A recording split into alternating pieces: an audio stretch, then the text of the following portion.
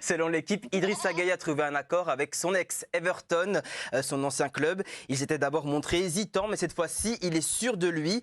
Il attend désormais la validation du PSG pour partir en Angleterre. Et puis, toujours du côté des départs, Dina Mbimbe va rejoindre Francfort et Thilo Kehrer a trouvé un accord avec West Ham, selon la presse anglaise.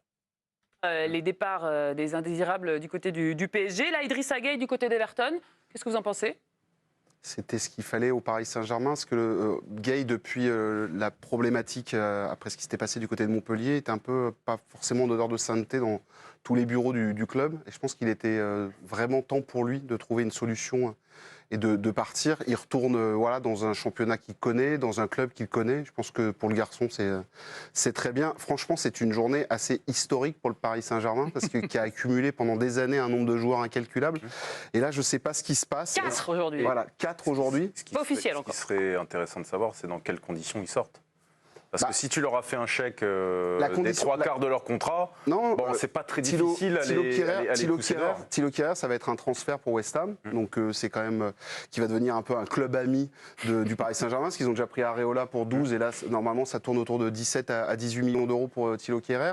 Ensuite derrière, Gana Gueye, le but c'est de partir. Il voulait trouver une solution. Je suis pas sûr qu'il ait une grosse indemnité de transfert, mais le but c'est de le laisser partir.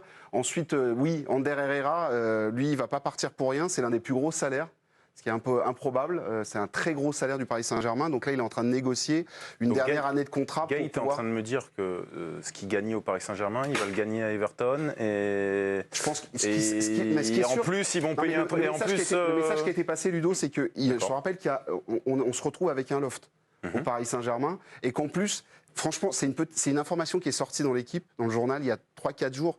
C'est Loïc Tanzi, je crois, qui avait signé ça avec Hugo Delhomme. Ils ont annoncé qu'ils étaient en train de réfléchir à les mettre, les lofters, en National 3. De ce moment-là, le lendemain matin, les premières rumeurs pour Herrera, pour Icardi, c'était parti. Les agents étaient en train de se mettre en route et ils étaient tous en train de chercher des points de chute parce qu'ils ne se voyaient pas là-dedans. Franchement, là, aujourd'hui, c'est un gros jour pour le PSG. 4 qui partent d'un coup, improbable.